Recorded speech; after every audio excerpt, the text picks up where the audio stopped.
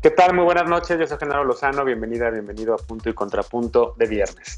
El pasado 30 de septiembre, el Instituto Mexicano del Seguro Social, el IMSS, anunció la firma de un convenio piloto con plataformas de servicios digitales para promover la incorporación voluntaria de trabajadores independientes, así lo dijo el IMSS.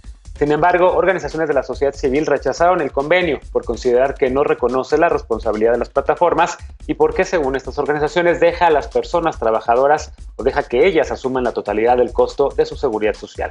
Este debate, hay que decirlo, no es exclusivo de México. En otros países, especialmente en ciudades como Londres, Nueva York y París, se han presentado convenios que reconocen a las personas que prestan sus servicios en estas plataformas como empleados en lugar de como socios freelance. Quédate con nosotros que esta noche hablaremos sobre este tema en la mesa de Punto y Contrapunto de viernes.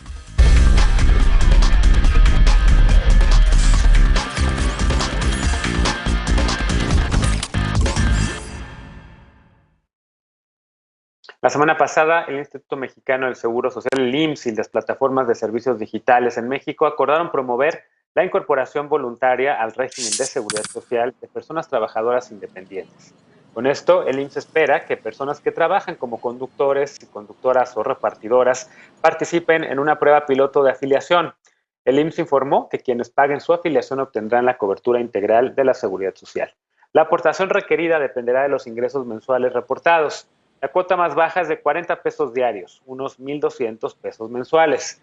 Esto le dará acceso a los 5 seguros del régimen obligatorio del Seguro Social: enfermedades y maternidad, riesgos de trabajo, invalidez y vida, retiro, cesantía en edad avanzada y vejez, así como guarderías y prestaciones sociales.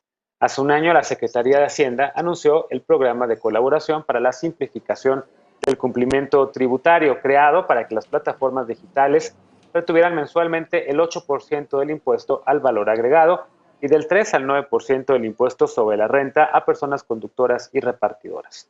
Con el pago de estos impuestos podrían solicitar su afiliación voluntaria al IMSS como cualquier trabajador independiente. El IMSS esperaba entonces 800,000 afiliaciones, pero hasta la fecha el mismo IMSS no ha dado información sobre las personas que se afiliaron, y lo podemos comprobar porque nosotros solicitamos esa información y nos pidieron que lo hiciéramos por transparencia. Saludo con gusto esta noche a Andrea Santiago Páramo, ella es directora ejecutiva de la organización Nosotras. ¿Cómo estás? Muy bien, Genaro. Muchísimas gracias por el espacio. No, bienvenida. Este es un tema que nosotras, la organización, ha estado empujando desde hace mucho tiempo y finalmente pues podemos platicar sobre esto. También saludo a Saúl Gómez, fundador de Ni un repartidor menos. ¿Cómo estás, Saúl? Hola, ¿qué tal? Un gusto saludarte y un saludo para todo el público. Bienvenido. Saludo también a Laura Centeno, coordinadora de información en la organización Oxfam. ¿Cómo estás? No te oigo, creo que tienes tu micrófono en silencio. Ahí ya, ¿verdad? Ahí está. Muy bien, muchísimas gracias por la invitación. Un gusto estar aquí con ustedes. Bienvenida. Y saludo también a Roberto Remestello de Meneses. Él es urbanólogo, tuitero muy intenso como yo. ¿Cómo estás, Roberto? Hola, Genaro, un gran gusto saludarte. Bienvenido, qué gusto que estés acá. Déjame decirlo para fines de transparencia que también buscamos a personas de las plataformas, de varias plataformas, para que participaran en el programa esta noche y pues decidieron no participar por el momento. Y también del IMSS queríamos tener a una persona que ha estado en los debates de manera pública hablando sobre ese tema y pues también declinaron la invitación esta noche y pues la verdad espero que pronto se acepten ambas invitaciones por parte del IMSS como de las aplicaciones, porque creo que tienen que estar en la mesa para platicar un poco sobre este tema. Empiezo contigo, Andrea, para platicar sobre lo que se anunció por parte del IMSS, los beneficios que le puedas ver o las críticas que tengas para este convenio, que hay que decirlo es piloto. Sí, pues bueno, empezando con la parte de los beneficios, creo que una de las buenas noticias es que efectivamente tenemos una oportunidad de que los repartidores y repartidoras puedan acceder al régimen obligatorio de la seguridad social, ¿no? Tener protección social completa, ¿no? Lo que significa que pueda empezar en el retiro, tener acceso a guarderías, tener prestaciones, ¿no? Entonces, esto es ahora sí que buena noticia en el sentido de que no teníamos forma ahorita de introducirlos a la seguridad social bajo el régimen obligatorio, que nuevamente es este marco que les da una protección integral. Ahora, dentro de las críticas que nosotros hemos venido subrayando, está el hecho de que en este esquema quienes tienen que aportar, pues obviamente son los trabajadores, y es también el propio Estado, ¿no? Pero, sin embargo, las plataformas quedaron pues por completo deslindadas de su responsabilidad, primero de hacer alguna contribución, porque todos los esquemas de seguridad social que tenemos son bastante costosos, pues, o sea, es algo que obviamente requiere, ¿no? De un presupuesto, es alto, ¿no? Y aquí lo que está pasando es que es el Estado, sobre todo quien está haciendo la mayor parte de la contribución, los trabajadores, ¿no? Y las plataformas, pues aquí son las que salen ganando. Y otra de las cosas que nos ha venido preocupando mucho tiene que ver con que con este mensaje que da el IMSS, ¿no? Con este convenio que están haciendo con las plataformas, nuevamente se subraya que son trabajadores independientes, ¿no? Es decir, nuevamente colocan las plataformas como meros intermediarios tecnológicos sin que ellos tengan ningún tipo de responsabilidad con lo que son sus trabajadores, ¿no? Entonces nosotros hemos sido muy insistentes en que hay indicios de subordinación, ¿no? Para determinar que efectivamente hay una relación de dependencia y que son trabajadores dependientes y trabajadores subordinados y por lo tanto las plataformas tienen que responder, pues, ¿no? Y no pueden simplemente exentarse de sus responsabilidades, de no pagar ningún tipo de contribución, de dejar completamente desprotegidos a los trabajadores en caso de que tengan accidentes, ¿no? En caso de que los desconecten de forma injustificada, porque eso es algo que pasa también muy a menudo.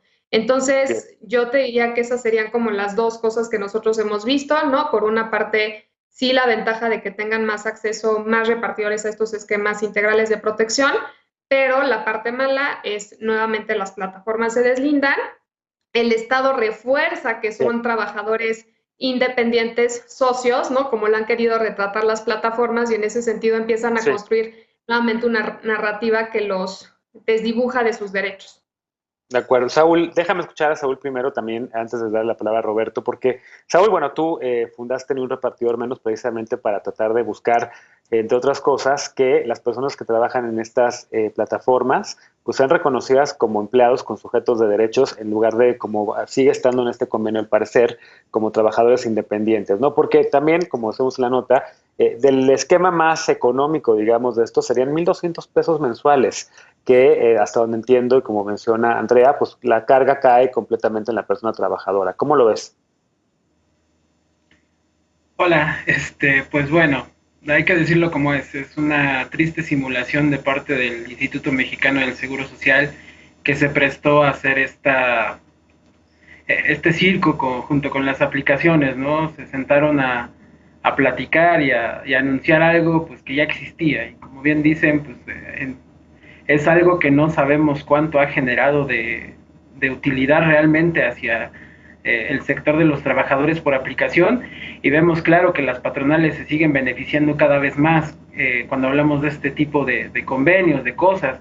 Es la segunda vez que el gobierno de México nos invisibiliza, la primera vez en marzo cuando se reúne la Secretaría de Economía, el gobierno de la Ciudad de México y la Canirac sientan a las aplicaciones para bajar las tarifas hacia los restaurantes, pero jamás hablaron de repartidores. Dos aplicaciones preguntan por nosotros y con la mano en la cintura Tatiana Cloutier y Eduardo Clark dicen, pues no son necesarios en este momento. Pero ¿qué tal para rescatar restaurantes? ¿Qué tal para mantener viva la economía que durante la pandemia pues fuimos nosotros los que estuvimos ahí trabajando? No somos ningún tipo de héroes, somos trabajadores y estábamos haciendo lo que nos correspondía porque pues no podemos dejar de salir a trabajar, ¿no? Como todos ustedes. Y una pregunta que le hago también a todos los que nos acompañan hoy es, ¿quién de ustedes paga por trabajar? Pues nosotros, los repartidores, pagamos por trabajar, le pagamos tanto al gobierno con nuestros impuestos, le pagamos a las aplicaciones semanalmente entre 130 y 150 pesos promedio por la renta de la aplicación.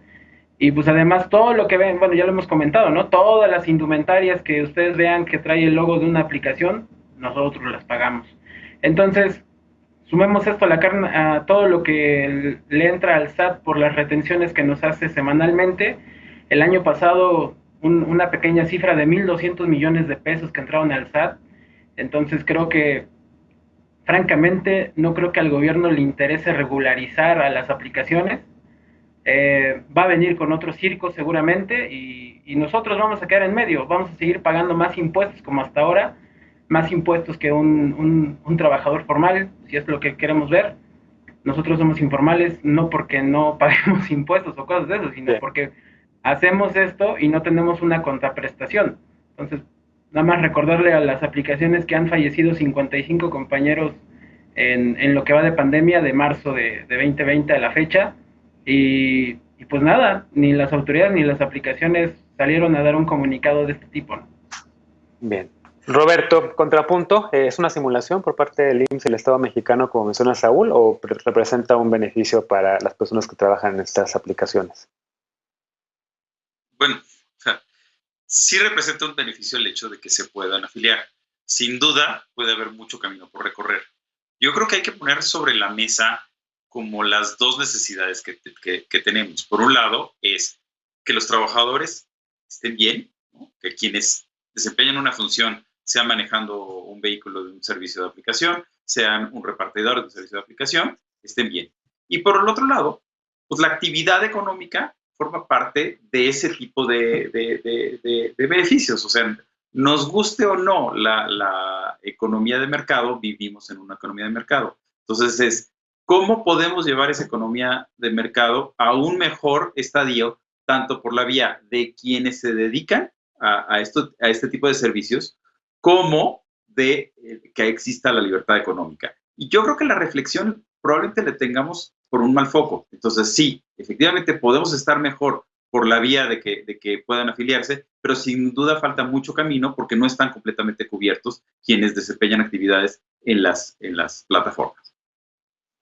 A ver, escuchamos ahora, por último en este bloque, a Laura. ¿Cómo lo ves tú, Laura? Representa, digamos, un avance que puede ser mejorado, porque entiendo un poco que prueba Roberto, que en efecto es un primer paso, digamos, para lo que idealmente se pueda llegar a conseguir sobre este convenio, o es una simulación. ¿Cómo lo ven ustedes desde Oxfam, que por cierto se dedican mucho a estudiar el tema de la desigualdad, y en todo el mundo también han estado con este tema? Sí, realmente es un tema que ahorita estamos llevando mucho, todo el tema de la precariedad laboral. Y bueno, ahorita les voy a dar un adelanto de algunas cosas en las que estamos trabajando. Creo que bien mencionaron, hay quienes lo ven como un primer paso, como que pues una primera semillita para avanzar. Sin embargo, creo que es importante recalcar que esto no está siendo desde la propia voz de los repartidores, ¿no? Creo que es necesario empezar a tomar en cuenta un poco más lo que ellos quieren, lo que ellos necesitan, y creo que estas medidas no los están tomando en cuenta. Creo que hay que tomar, ahorita que lo dicen, de que son 1,200 pesos mensuales, lo que ellos pagarían. Tenemos como algunos promedios que hemos sacado, y bueno, creo que también Saúl acá nos podrá aportar un poquito más. Tenemos que un repartidor gana en promedio 30 pesos por pedido. Esto antes de la pandemia, porque desde Oxfam hemos realizado una serie de entrevistas y encuestas a los repartidores durante los últimos 2 meses y nos han contado muchas cosas acerca de cómo han cambiado todas estas condiciones laborales, ¿no? Eso nos lleva a un aproximado de 4,800 pesos al mes, ¿no? Lo que, si pensamos que además de esto van a pagar sus impuestos y siguen con una carga extra de gastos que ellos tienen que realizar, pues si consideramos que tienen que pagar ahora estos 1,200, pues creo que también les implica para ellos, ¿no? Y es este punto en donde ellos necesitan considerar si es necesario pagarlo o no, ¿no? Que creo que eso es lo que pasa mucho con los repartidores. Y con lo del IMSS, con lo que salió, creo que hay que recordar que les están invitando a ser parte de una seguridad, ¿no? No es que la propia aplicación se los vaya a otorgar. Y creo que ese es un punto que debemos de tener muy en mente. Eso es algo que ellos ya podían haber hecho anteriormente. No necesariamente implica un gran cambio en la estructura para los repartidores. Para preguntarte un poco, para contextualizar, porque vamos a seguir hablando sobre estos temas, digamos, en los siguientes 2 bloques, pero tenemos todavía 1 minuto y medio. Entonces quisiera preguntarte, Laura, de la experiencia que han tenido en Oxfam siguiendo estos debates en otros países. Creo que recientemente vimos las imágenes con las inundaciones en Nueva York, de repartidores haciendo una labor ahí, básicamente arriesgando la vida para entregar alimentos en casas, y a partir de ahí se detonó toda una discusión en Estados Unidos, en Nueva York en específico, de cómo darle seguridad social a estas personas y reconocerlas como empleadas, ¿no? ¿Cuál ha sido la experiencia que han visto ustedes en otras ciudades del mundo? Sí, creo que también tenemos la parte de España, ¿no? Que también han trabajado sobre los derechos laborales de los trabajadores, al igual que en el Reino Unido. Creo que parte del Reino Unido es que ellos han ido un poco más adelante quizá en todo este término de la gig economy, ¿no? Que es la economía de las plataformas digitales. Pero en ese caso, pues existen otras más industrias que están dentro, ¿no? Es como toda esta parte de los freelancers, que también puedes encontrar otro tipo de servicios como guarderías, jardinería, etcétera, ¿no? Entonces, como que todo esto se han unido para cambiar las condiciones laborales de los trabajadores, pero también creo que hay que recordar que las condiciones laborales en general de los trabajadores formales en estas economías es distinto.